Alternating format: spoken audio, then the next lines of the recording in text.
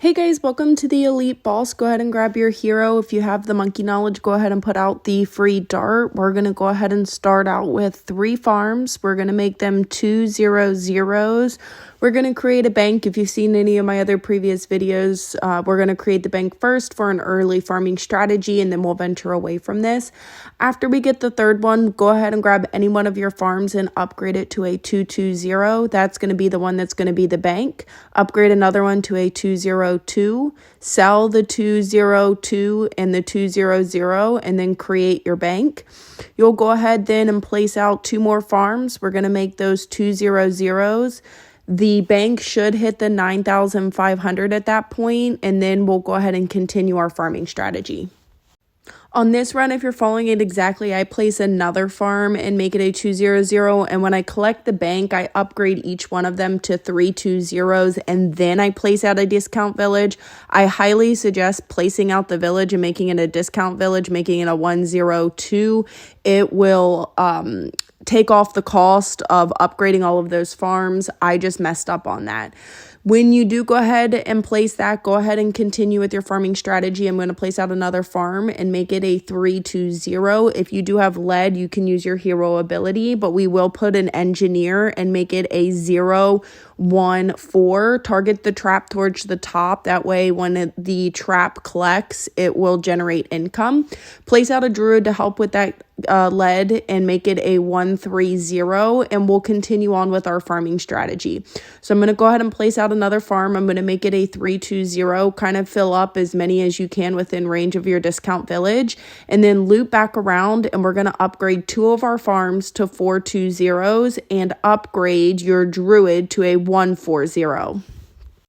After we get that second one upgraded to a 420, we need to start preparing for the first tier of the boss. We're going to go ahead and put out a sniper. We're going to make it an elite defender, a 205. Make sure you just leave it on first. Sell the 320 farm so you can go ahead and upgrade it as quickly as possible.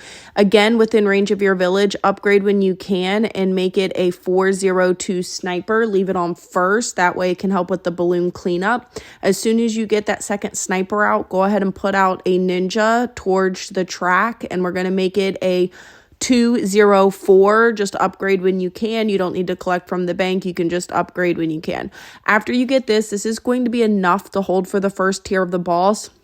Once the boss pops, we kind of want to save and upgrade to the Spirit of the Forest. So you necessarily don't want to sell the towers out that you have until you can get that Spirit of the Forest.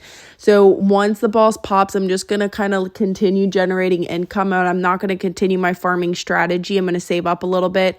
I will sell the 402 sniper to upgrade when I can. Once you get the Spirit of the Forest, we'll leave the ninja out, but we'll go ahead and sell the elite defender so we can continue on with our farming strategy. So within range of your discount village, you can start them out as 320s and then just upgrade each one to a 420. Put as many as you can within range. Once you fill up all of the range of the discount village, we'll go ahead and make our village in the middle. We're going to make that a 204, and we'll end up saving up for a T5 village. If you're not familiar with the T5 village, when you upgrade it, it soaks up any of the farms that you have within range, and it will continue generating income from all of those farms. And then that way you can build and continue with the farming strategy. It's really important that we do this for elite. That way we can have high degree paragons and we can farm rather a lot instead of having farms everywhere. So I'll go ahead and upgrade to a T5 village once I have enough, and then you'll continue with your farming strategy. Start them out, same path. You're going to do 320s, upgrade each one to a 420.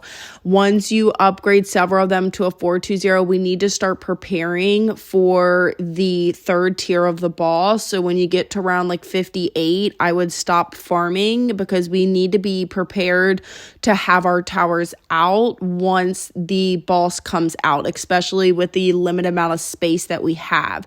So kind of stop farming around 58. That way we'll have enough, which you'll see I will do.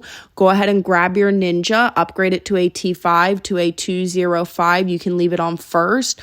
Put within within range of your discount village a spike factory and make it a 250 when you have enough money. This will be enough to hold for the next tier of the boss. Just go ahead and let it go.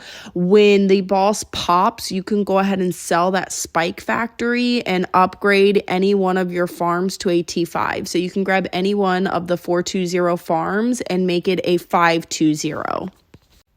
After we get our 520 farms, it's going to be a little tedious. We're going to be able to put several different Paragons out, especially with Elite. You'll want this. It's not going to be too extreme, but you kind of want to fill up the right-hand side. So I'll speed it forward a little bit. Put as many of the 420 farms. I don't know exactly how many, just kind of fill up the whole right side of where I'm at. I am going to put the bottom path as well. I'm going to make it a 205 just so I can have the second one. You can do the middle path as well, T5 if you want. I just did the top path, the middle path, and then I did the rest of them as all T4s as the 420s. So I'll speed this forward. You're going to see me fill up the whole right-hand side. After I do this, I'm going to speed it forward all the way to the next tier of the boss because we're just generating income. The towers that we have is going to hold, and then I'm not going to place any more farms after this next one that I place. So you can just skip all the way forward. When we get to the next tier, we're just going to create the Dart Paragon. Go ahead and put out each of the T5s. If you do have the monkey knowledge, you can put 2 of the bottom paths, which I do. Contribute the max amount of money that you can to the Paragon. You don't need to put 25 of them out or anything. This is going to hold easily. Contribute the max. You'll have plenty of money left over. Continue generating income. Once the boss pops, I'm actually just going to skip forward to the next tier because there's nothing else that you need to do. You can just kind of walk away and get all the way up until the next tier of the boss. So we're officially done with our farming strategy. Once we get to the next tier, we're going to go ahead and put out another Paragon. This is going to be our Ninja Paragon, the one we can leave the T5 that we already have out. Go ahead and put the other T5s out that you have, and that's all you need. We don't need to add additional ones. When you do it, put about 670,000. We're not going to contribute the max because we're going to go ahead and put another one at the end, and this is going to hold. So as long as you put about 670,000, that's all you need. Once the boss pops, I'm just going to skip all the way forward to 119 because there's nothing else that you need to do. We will actually create 2 more Paragons with the amount of farming that we have. It's going to be really easy. The great thing is we will only have to contribute money. We won't have to maximize and put several of the ones out to boost it. So once you get to the final tier of the boss, you can go ahead before selling the farms. We're going to go ahead and create a Boomerang Paragon. When you do it, just create all of the different T5s and contribute the max amount to that Paragon. You even contributed the max, you're still going to have plenty of money left over, so you can just slide the bar all the way over, contribute the max amount, and then we will be done with the Boomerang Paragon. Once you create that, go ahead and sell all of your farms, and we are going to go ahead and put out the Spike Paragon just because it's new, and if you don't have enough XP for the Spike Paragon, you can pick a different Paragon. But since the update happened and we do have that available, I wanted to go ahead and use that for this particular boss. You don't need to boost this at all by putting several of the other towers out. We're actually just going to create T5s for each one. You can put the other 2 anywhere because the first one that I placed is going to be the one that's the Paragon. Contribute the max amount to the Paragon, and that is it. That is all you need for this boss. A really easy one, nothing else that you need, and it will defeat the boss with ease. So you'll be able to have 4 different Paragons for this particular boss. As always, thank you guys so much. I hit 1,000 subscribers. I truly appreciate each and every one of you. I wouldn't have got here without you guys. If you haven't subscribed, make sure you do so. I did create a creator content code, so I'll go ahead and put that in the comment section as well too. So if you want to support me and use my content creator, please do so. Have a great night, guys.